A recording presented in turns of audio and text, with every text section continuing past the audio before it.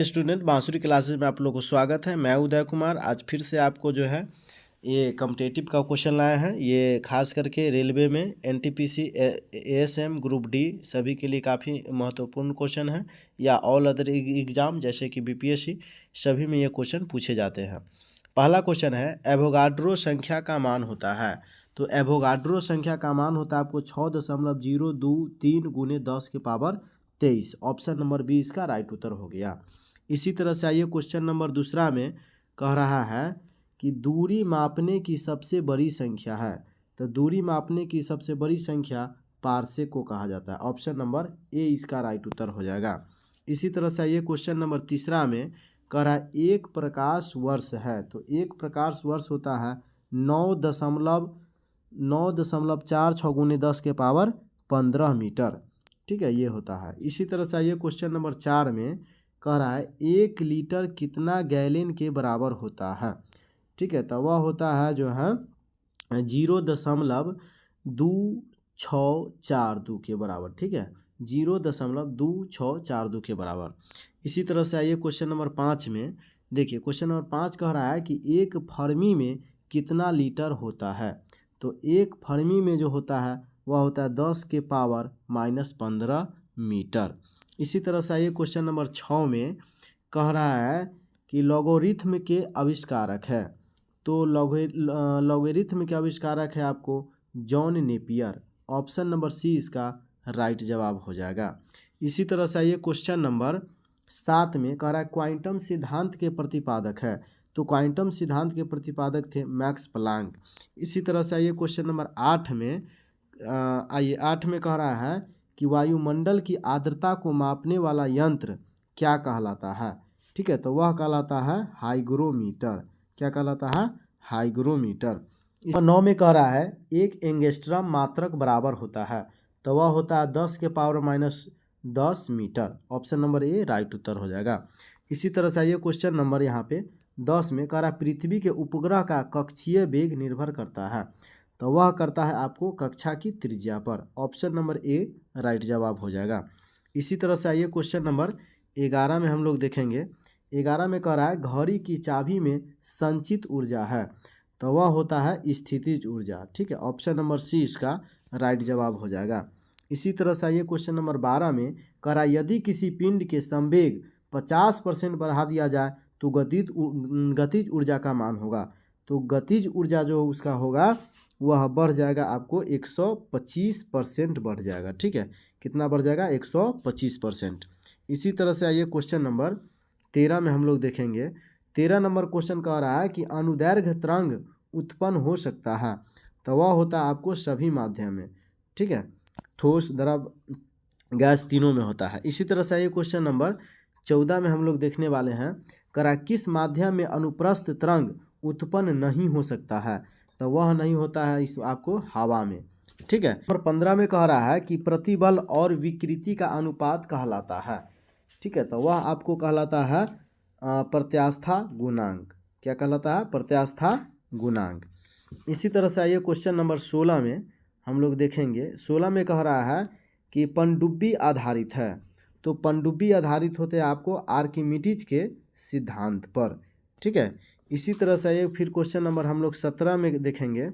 17 number कह रहा है कि समुद्र में तैरना नदी की अपेक्षा आसान है क्योंकि समुद्र के पानी, ठीक है, समुद्र के पानी का घनत्व नदी के पानी के घनत्व से, ठीक है, अधिक होता है। ठीक है, यही ऑप्शन नंबर डी इसका राइट जवाब हो जाएगा सर। आइए क्वेश्चन नंबर 18 में कह रहा है तरंग अपस्रय कही जाती है जब उसकी आवृत्ति हो। तो अब उसका आवृत्ति होना चाहिए 20 हर्ट्ज से कम होना चाहिए। ठीक है, ये हो जाएगा ऑप्शन नंबर डी, यानी 20 हर्ट्ज से कम होना चाहिए। क्वेश्चन नंबर 19 में कह रहा है यदि तरंग की लंबाई का मान आधा कर दिया जाए तो ध्वनि का वेग होगा। यदि तरंग की लंबाई का मान आधा कर दिया जाए तो ध्वनि का वेग होगा। तो ध्वनि का वेग हो जाएगा आपको आधा हो जाएगा। क्या हो जाएगा? सॉरी, एक मिनट आइए यदि तरंग की लंबाई का मान आधा कर दिया जाए तो ध्वनि का वेग होगा आधा हो जाएगा। क्या हो जाएगा? आधा हो जाएगा।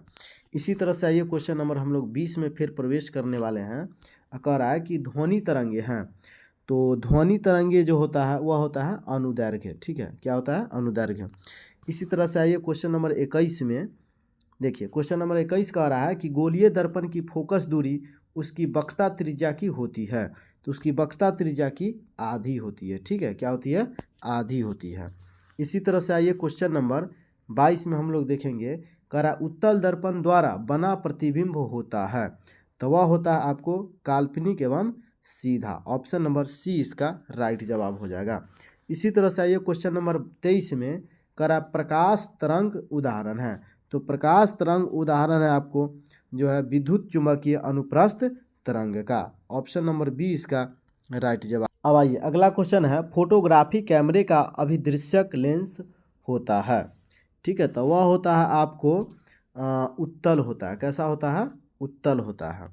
इसी तरह से ये क्वेश्चन नंबर 25 में हम लोग देखेंगे।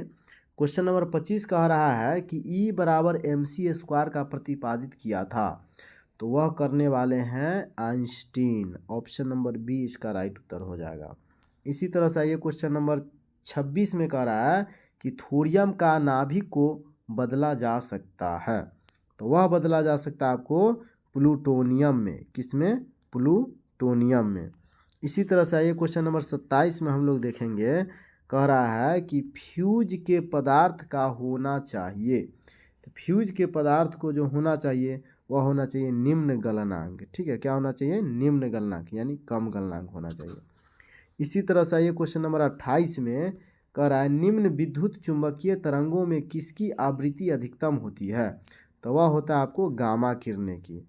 ठीक है, किसकी होती है? गामा किरणें की। इसी तरह से देखिए क्वेश्चन नंबर 29 में कह रहा है ऊर्जा का क्षय कम होता है, तो ऊर्जा का क्षय होता है आपको दिष्ट धारा में। ठीक है, ऑप्शन नंबर ए हो जाएगा। इसी तरह से आइए क्वेश्चन नंबर फिर 30 में कह रहा है कि ट्रांसफार्मर किस सिद्धांत पर आधारित है, तो ट्रांसफार्मर जो आधारित है वह है आपको चुंबकीय प्रेरणा के आधार पर। ठीक है, प्रेरण। ऑप्शन नंबर बी इसका राइट उत्तर हो जाएगा।